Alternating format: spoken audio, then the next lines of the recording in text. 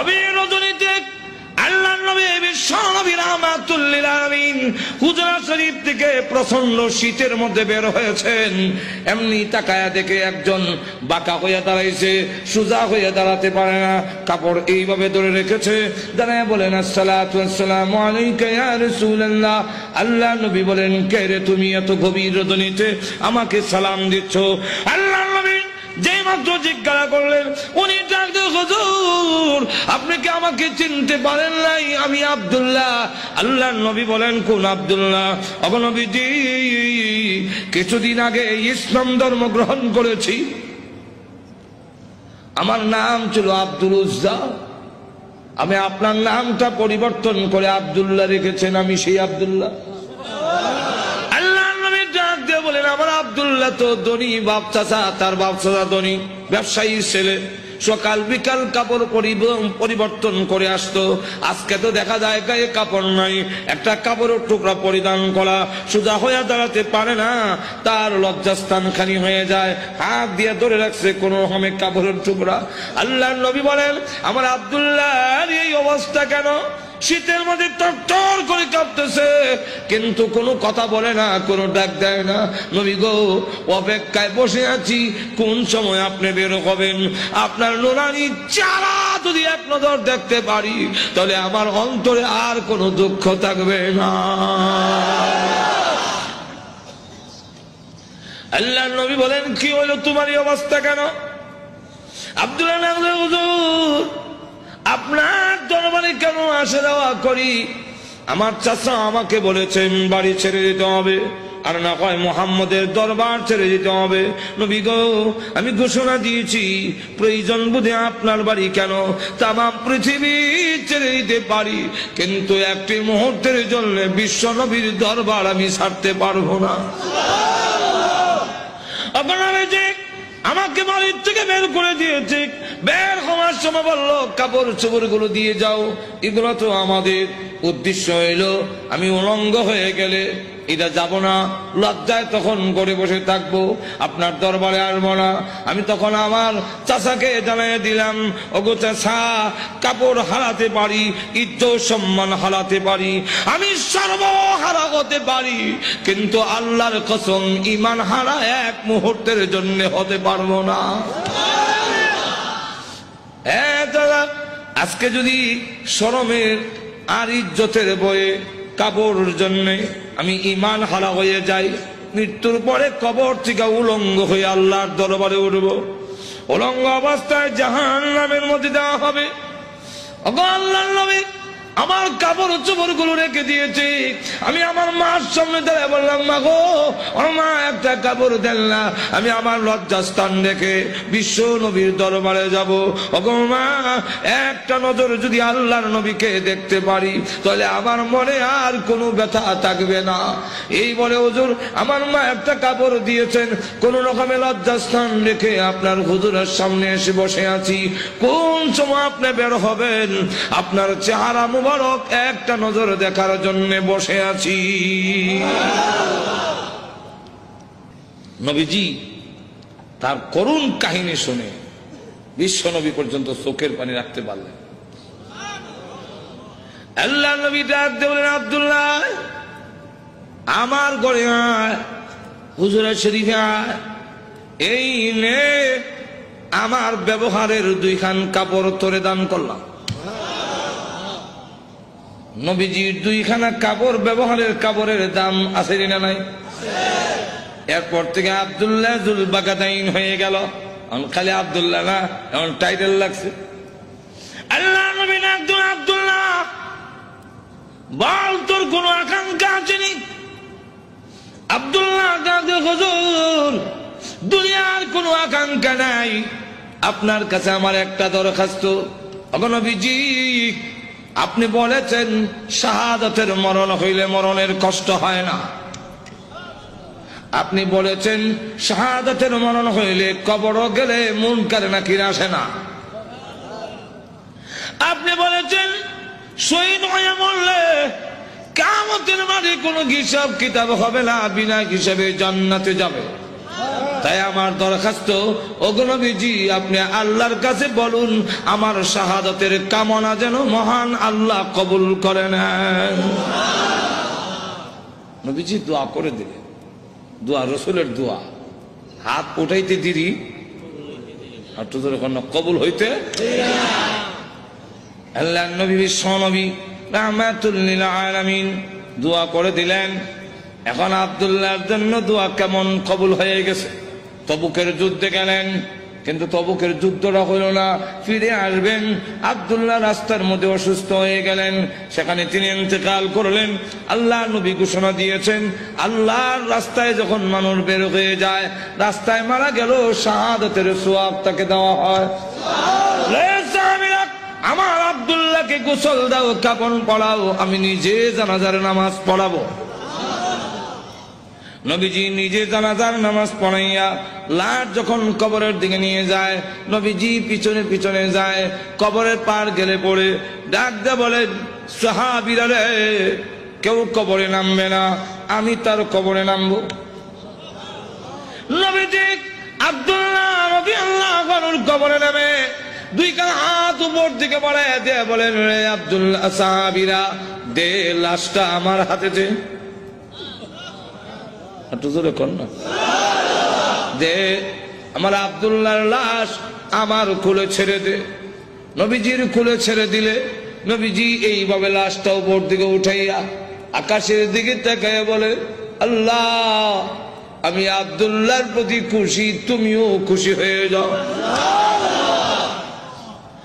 আল্লাহ এখন আব্দুল্লাহর লাশটাকে আমার কোল থেকে তোমার রহমতের কোলে আমি স্থানান্তর করতে চাই। এই কথা শুনে সাহাবীরা গইরে কবর পার কান্না শুরু করেছেন। বিশেষ করে সাদ ইবনে আবি ওয়াক্কাস রাদিয়াল্লাহু আনহু ডাক দিয়ে বলে, মাটিতে গইরিয়া কান্না আর বলে, আব্দুল্লাহ রে, এই লাশটা তোর না হইয়া আমার যদি হতো রে, আমার ভাগ্য কত ভালো ছিল রে আব্দুল্লাহ। এই লাশ তোর না হইয়া আমার যদি হতো, যেখানে আল্লাহর নবী বলতেছেন, আল্লাহ আমি খুশি, মেহেরবানি করে তুমিও আমার আব্দুল্লাহর প্রতি খুশি হয়ে যাও। আমার লক্ষ্য করে দেখুন, এইভাবে অনেক ঘটনা সারা রাত বললেও তো শেষ হবে না। এইভাবে বাড়ি ঘর ছেড়ে দিয়েছেন আল্লাহর দ্বীনের জন্য, ইসলামের জন্য, আল্লাহ নবীর জন্য। কিন্তু আবু লাহাবের ছেলে যেমন বাবা তেমন ছেলে উতবা আল্লাহ নবীর সামনে গিয়ে বলে, ওগো মুহাম্মদ, আপনার আল্লাহ টাল্লাহ এগুলো আমরা মানি না। আর তো জোরে কর না। আর নবীজির সামনে দাঁড়ায় বলে, আপনার দুই মেয়েকে তালাক দিলাম। নবীজির তাফসীরে মাযহারিতে লেখে, আল্লাহ নবীর উপরে হামলা করে টান দিয়ে জামা ছেড়ে ফেলেছে। নবীজি চোখের পানি ছেড়ে দিয়ে কাঁদলে, হ্যাঁ প্রভু, আমার জামা ছিঁড়েছে, এই জন্য আমি ব্যথা পাইনি। আমি কত আঘাত খাইলাম তোমার দ্বীনের জন্যে, তোমার জন্যে, তোমার দ্বীনের জন্যে যদি আমি কষ্ট পাই, আমার তেমন কষ্ট লাগে না। ও প্রভু, আমার মেয়েকে তালাক দিয়েছে, এই জন্য দুঃখ লাগে নাই, দুঃখ লেগেছে। আমার সামনে যদি তোমাকে কেউ অবজ্ঞা করে, তোমাকে অপমান করে, আমি রাসূল কখনো বরদাস্ত করতে পারি না। ভাইরা আমার, বাস্তবিকই যাদের ভিতরে ঈমান আছে, ঈমানদার কখনো দুনিয়ার সকল কিছু বরদাস্ত করতে পারে, কিন্তু আল্লাহ নবীকে অপমান করবে, এই পৃথিবীর কোন মুমিন কখনো বরদাস্ত করবে না। এর নামই হলো ঈমান। জোরে কোন ঠিক কিনা? আল্লাহর জন্য, আল্লাহর নবীর জন্য, আল্লাহর দ্বীনের জন্য মুমিন তার জীবন উৎসর্গ করতে পারে, কিন্তু আল্লাহর অবমাননা কখনো মুমিন বরদাস্ত করতে পারে না। আমার আল্লাহর নবী, আল্লাহর মহব্বত নবীর অন্তরে বেশি না কম? আর তো জোরে কর না। গভীর রজনীতে আল্লাহর নবী বিশ্বনবী রাহমাতুল লিল আলামিন হুজরা শরীফ থেকে প্রচন্ড শীতের মধ্যে বের হয়েছেন, এমনি তাকায়া দেখে একজন বাঁকা হয়ে দাঁড়াইছে, সোজা হয়ে দাঁড়াতে পারে না, কাপড় এইভাবে ধরে রেখেছে, দাঁড়ায় বলেন আসসালাতু ওয়াসসালামু আলাইকা ইয়া রাসূলুল্লাহ। আল্লাহ নবী বলেন, কে রে তুমি এত গভীর রজনীতে আমাকে সালাম দিচ্ছ? আল্লাহ নবী যে মাত্র জিজ্ঞাসা করলেন, উনি ডাকতে, হুজুর আপনি কি আমাকে চিনতে পারেন নাই? আমি আব্দুল্লাহ।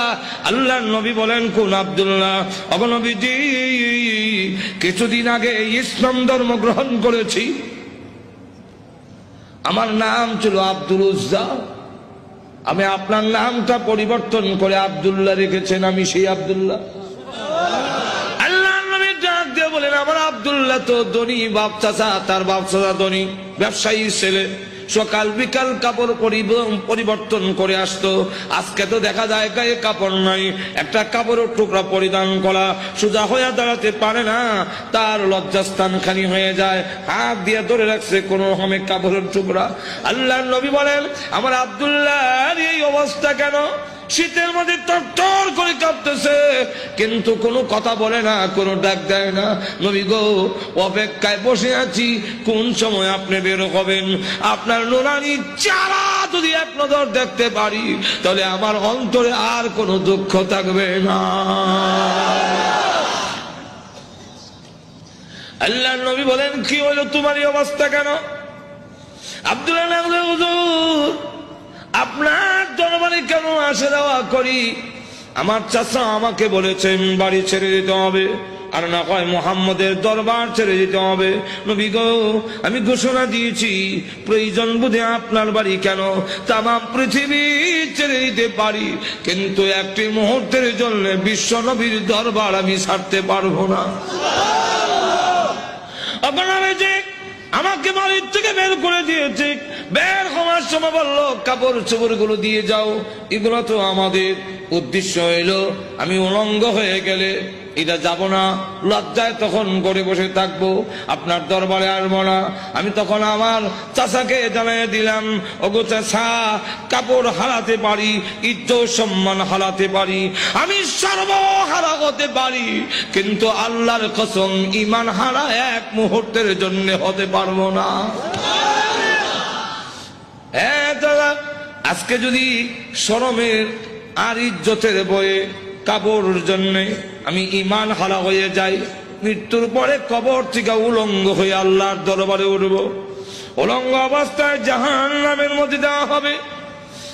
আল্লাহর নবী আমার কাপড় চোপড় গুলো রেখে দিয়েছে, আমি আমার মার সামনে দাঁড়িয়ে বললাম, মা গো, মা একটা কাপড় দেন না, আমি আমার লজ্জাস্থান রেখে বিশ্ব নবীর দরবারে যাব।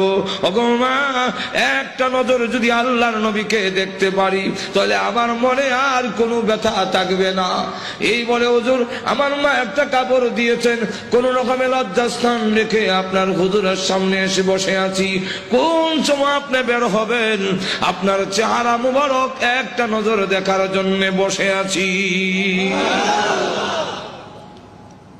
নবীজি তার করুণ কাহিনী শুনে বিশ্ব নবী পর্যন্ত চোখের পানি রাখতে পারলেন। আল্লাহ নবী ডাক দিয়ে বলেন, আব্দুল্লাহ আমার ঘরে আয়, হুজুরের শরীফে আয়, এই নে আমার ব্যবহারের দুইখান কাপড় তোরে দান করলাম। নবীজির দুইখানা কাপড়, ব্যবহারের কাপড়ের দাম আছে না নাই? এরপর থেকে আব্দুল্লাহ জুল বাগাদাইন হয়ে গেল, খালি আব্দুল্লাহ না, এমন টাইটেল লাগছে।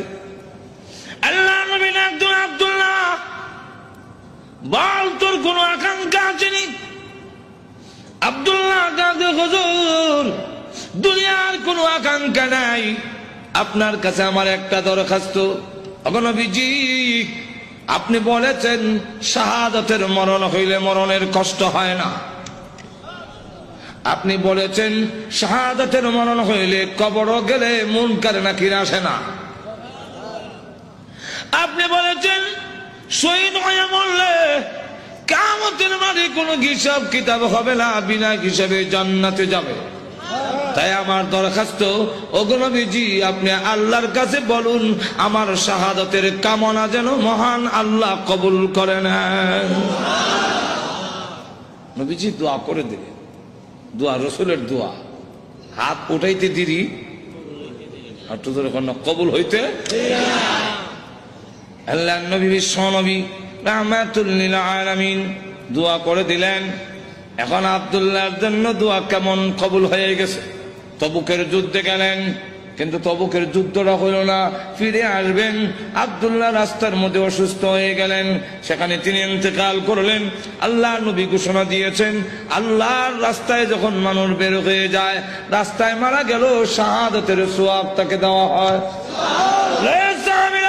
আমার আব্দুল্লাহকে গোসল দাও, কাফন পড়াও, আমি নিজে জানাজার নামাজ পড়াবো। নবীজি নিজে জানাজার নামাজ পড়াইয়া লাশ যখন কবরের দিকে নিয়ে যায়, নবীজি পিছনে পিছনে যায়।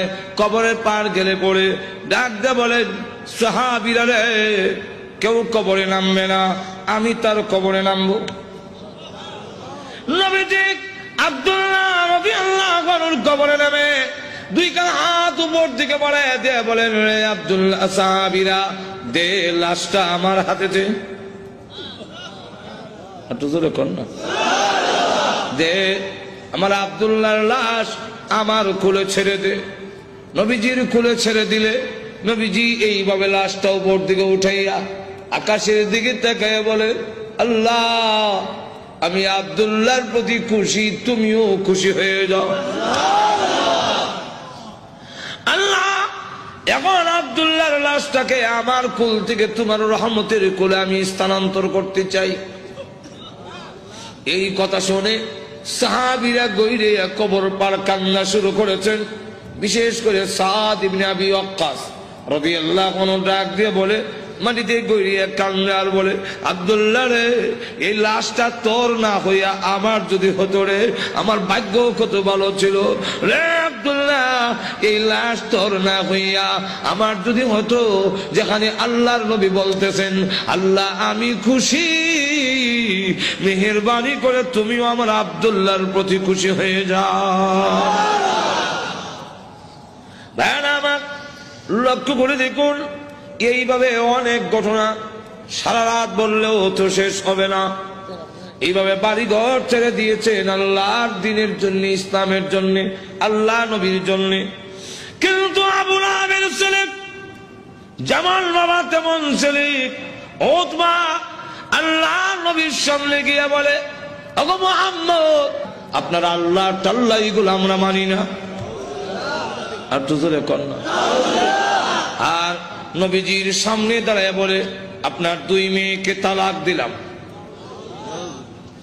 নবীজি তাফসীরে মাযহারিতে লেখে, আল্লাহ নবীর উপরে হামলা করে টান দিয়ে জামা ছেড়ে ফেলেছে। নবীজি চোখের পানি ছেড়ে দিয়ে কাঁদলে, হ্যাঁ প্রভু, আমার জামা ছিঁড়েছে এই জন্য আমি ব্যথা পাইনি। আমি কত আঘাত খাইলাম তোমার দ্বীনের জন্যে, তোমার জন্যে, তোমার দ্বীনের জন্যে যদি আমি কষ্ট পাই, আমার তেমন কষ্ট লাগে না। ও প্রভু, আমার মেয়েকে তালাক দিয়েছে, এই জন্য দুঃখ লাগে নাই, দুঃখ লেগেছে। আমার সামনে যদি তোমাকে কেউ অবজ্ঞা করে, তোমাকে অপমান করে, আমি রাসূল কখনো বরদাস্ত করতে পারি না। ভাইরা আমার, বাস্তবিক যাদের ভিতরে ঈমান আছে, ঈমানদার কখনো দুনিয়ার সকল কিছু বরদাস্ত করতে পারে, কিন্তু আল্লাহ নবীকে অপমান করবে, এই পৃথিবীর কোন মুমিন কখনো বরদাস্ত করবে না। এর নামই হলো ঈমান। জোরে কোন ঠিক কিনা? আল্লাহর জন্য, আল্লাহর নবীর জন্য, আল্লাহর দ্বীনের জন্য মুমিন তার জীবন উৎসর্গ করতে পারে, কিন্তু আল্লাহর অবমাননা কখনো মুমিন বরদাস্ত করতে পারে না। আমার আল্লাহর নবী, আল্লাহর মহব্বত নবীর অন্তরে বেশি না কম? আর তো দূরে কর না, সকলের চেয়ে বেশি না কম? নবীজি কান্দেন আর বলেন, প্রভু গো, আমার সামনে কেমনে কয় তুমি আল্লাহ টাল্লাহ, এত বড় নিমক কারাম আল্লাহ আমি কেমনে বরদাস্ত করি? আল্লাহ ডাক দেওয়ার নবী গো, আমি বানাইছি নিজের সন্তান যদি নিজের দারিদ্র্য টান মারে দুঃখ লাগে না? না লাগে? নিজের সন্তান যদি কিল মারে খাবলায় কষ্ট লাগে না? আপনার কষ্ট লাগে না, কিন্তু দেখবেন আপনার মা এই জিনিসটা বরদাস্ত করবে না। আপনার ছেলে আপনাকে যদি দারিদ্র্যে টান মারে আপনার কিন্তু কষ্ট লাগে না? আপনার যদি খাবলা মারে আপনার কষ্ট লাগে না? মাথা ষোলো ধরে টানে আপনার কষ্ট লাগে না? লাথি মারে কষ্ট লাগে না, কিন্তু আপনার মা যদি দেখে তখন বরদাস্ত করে না। দেখি তাহলে আল্লাহ ডাক দিয়ে বলেন, আমি বানাইছি মানুষ, এই মানুষ যদি আমার সাথে বিয়াদবি করে, আমাকে গালি দেয়, আমার বিরুদ্ধে বলে, এত আঘাত লাগে না, কিন্তু আমার নবীকে যদি কেউ কিছু কয় আমি আল্লাহ বরদাস্ত করি না। আমার নবীর বিয়াদব আমি আল্লাহ ছাড় দেই না। আমার নবীর গায়ে আঘাত করলে আমার কষ্ট লাগে। সে পাথর নিয়ে আপনাকে মারতে এসেছে, এই জন্য আমি আল্লাহ আয়াত নাযিল করে জানায়া দিলাম।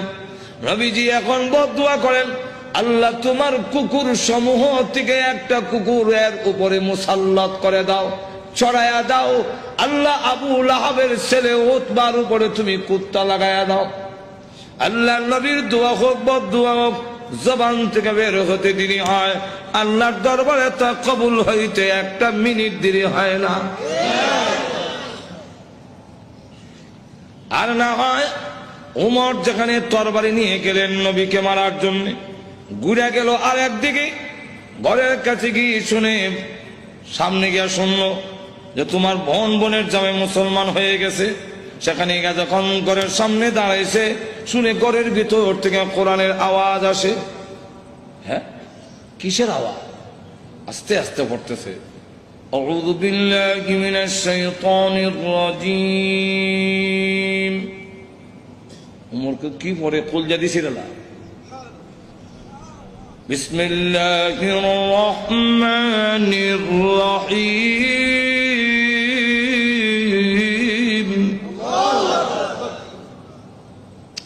হ্যাঁ, গরকে আওয়াজ না ফাতেমা কাহা আজরাইল আইছে, দরজা খুলছে। আর ফরায় যে হযরত খাব্বাব রাদিয়াল্লাহু, তিনি দরজার আড়ে লুকাইয়া গিয়া আল্লাহ লা ইলাহা ইল্লাল্লাহ সুবহানাকা ইন্নী। বোন এবং বোনের জামাইরে তো একবারে মারবে না, উমর তো আমারও দুই টুকরা করে নেব, তরবারি আতই আছে। দরজার আড়ে লুকাইয়া খালি খতমে ইউনূস পড়ে। উমর ঢুকা তার বোনরে দিল এক থাপ্পড়, বোনের জামাইরে থাপ্পড় খাইয়া উল্টে গিয়ে বসছে। বোন বাধা দিয়ে আমার স্বামীরে মারো কেন? দিলাম তোরা একটা। বোন যখন থাপ্পড় খাইছে, খানের পর্দা ফেটে গেছে, বোন তখন কয়, শোনো, তুমি যেমন খাত্তাবের ছেলে, আমিও খাত্তাবের মেয়ে। তুমি জানো না ইমান এমন এক জিনিস, এটার মধ্যে যত চাপ দেওয়া যায় অত এটার স্প্রিট। ইমানদার এমন এক জিনিস, এটার যত গুতা দিব অত ভালো উঠবো। গুতা দিত না, ঘুমায় থাকবো। চিড়িয়াখানা গেছে, দেখে চিড়িয়াখানা এক বেটা গিয়া দেখে ফিঞ্জিরের ভিতরে রড দিয়া বাঘ তো আটকাইতেছে, দেখছেন না? তো চিড়িয়াখানার খানা এটা তো মুক্ত না, সে যেভাবে মুক্ত বড় ধরে খাইতো এভাবে তো খাইতে পারে না, সামান্য খাওয়ান ভাই করে রয়েছে।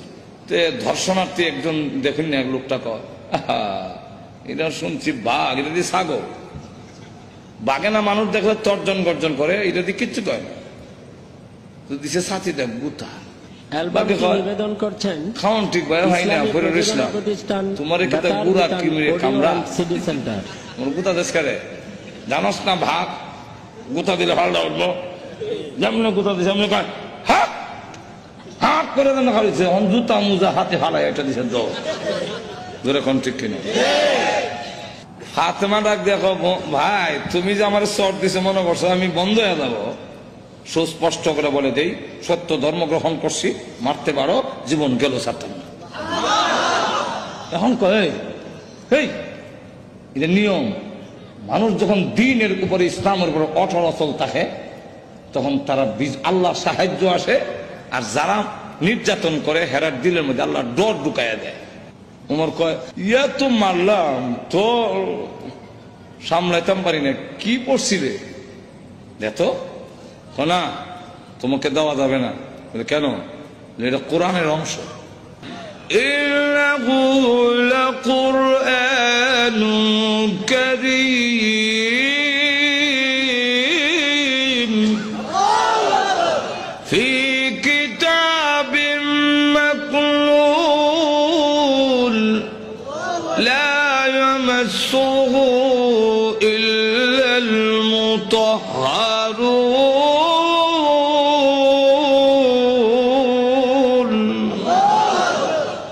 সম্মানিত কোরআন লোহে মাহফুজে সংরক্ষিত, এটা স্পর্শ করা যায় না অপবিত্র অবস্থায়। তখন কি করতে হবে? বলে গোসল করে আও, কাফেররা তো মুত্তা পানি লয় না, তুমি মুত্তা পরিষ্কার হয়ে আও। দিছে এখন বেরাইছে কোরআন পড়ে তাহা মা আনজালনা আলাইকাল কুরআনা লিতাশকা। করতে করতে যখন ওই আয়াত পর্যন্ত গেছে ইন্নানি আনাল্লাহু লা ইলাহা ইল্লা আনা ফা'বুদনি।